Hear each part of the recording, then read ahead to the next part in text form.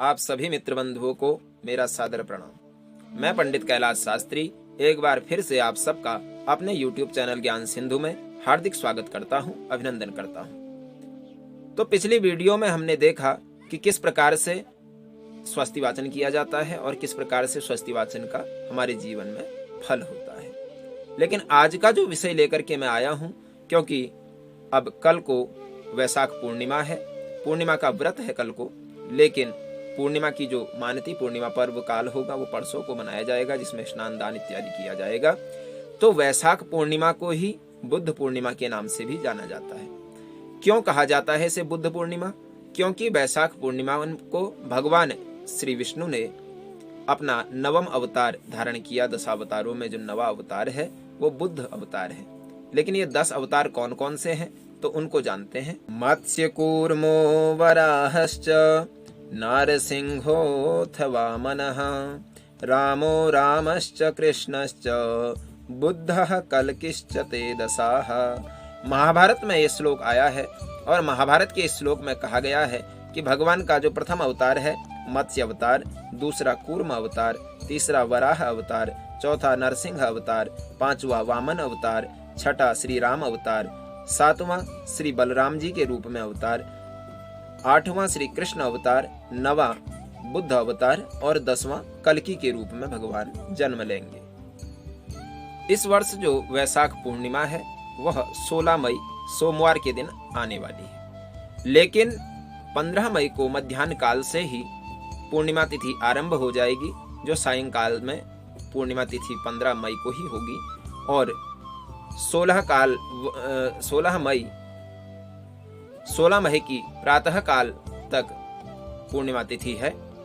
तो पूर्णिमा का जो व्रत होगा, जो रात्रि व्रत करते हैं, चंद्रमा पूजन इत्यादि करते हैं, तो वह 15 मई को पूर्णिमा का श्री सत्यनारायण व्रत किया जाएगा।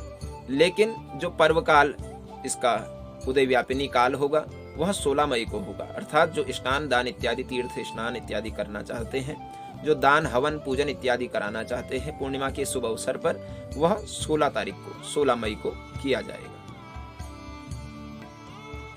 अब हम पूर्णिमा के पावन अवसर पर यदि व्रत करते हैं, दान जप इत्यादि करते हैं, तो उसके लिए व्रत करने वाले के लिए मुख्य नियम क्या है?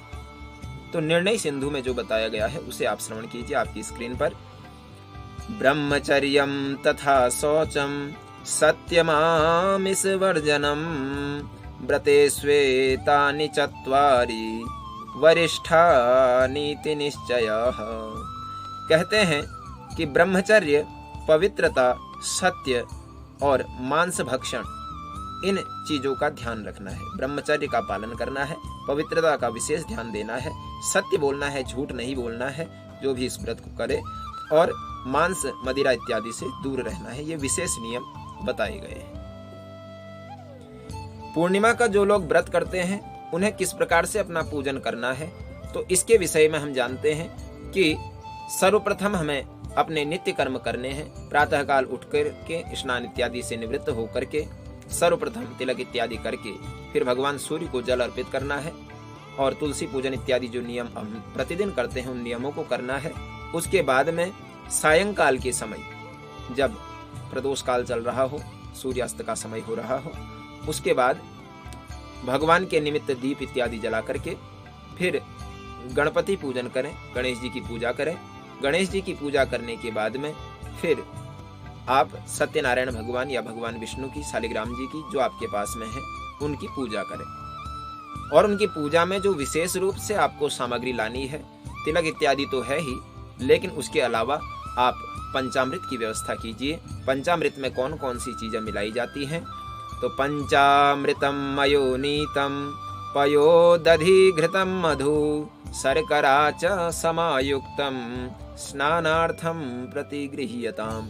भगवान को स्नान कराने के लिए आप दूध, दही, घी, शहद और शक्कर, इन 5 चीजों की व्यवस्था कीजिए और इनको मिला करके फिर भगवान को स्नान कराइए और उसी में से कुछ चरणों तक आप निकाल करके रखिए। जब पूजा संपन्न हो जाए तो इसी पंचामृत में उस चरणों तक को मिला दीजिए और फिर यह चरणामृत के रूप में आप ग्रहण करें पूजा संपन्न होने के बाद में।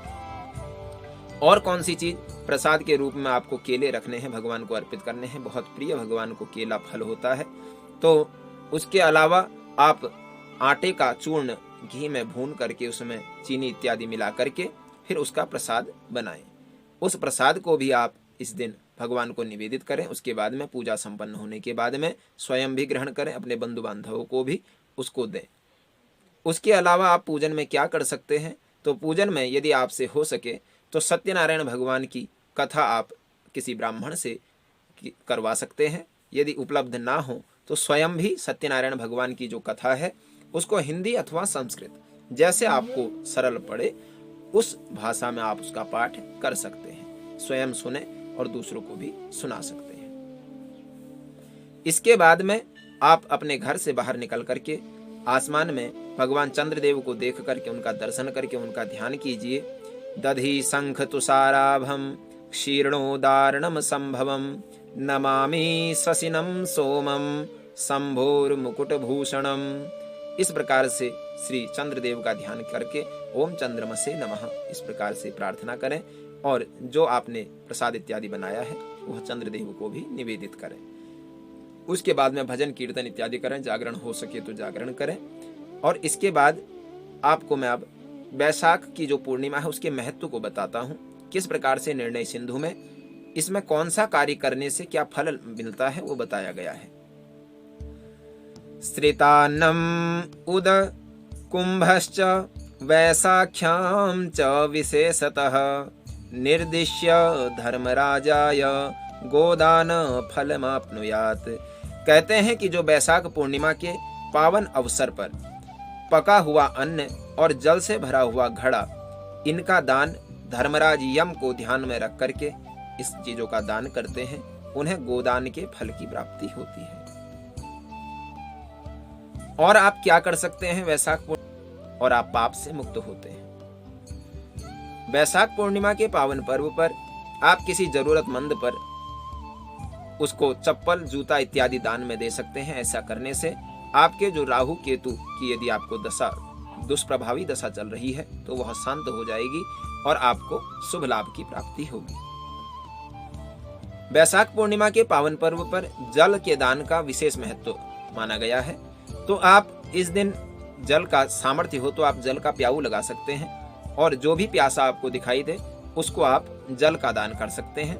ये विशेष लाभदायी होता है, भगवत कृपा इससे प्राप्त होती है और साथ में धन की प्राप्ति के लिए एक अचूक उपाय है। आप वैशाख पूर्णिमा के इस पावन पर्व पर दूध और दूध से बनी हुई मीठी खीर, इन दो चीजों का दान कर सकते हैं। कोई भी भूखा आपको मिल जाए, किसी भी रूप में मिल जाए, किसी भी जीव के रूप में, आप उसको खीर या फिर दूध, इन दोनों में से कोई भी एक चीज का दान दे सकते हैं, उसे खिला सकते हैं।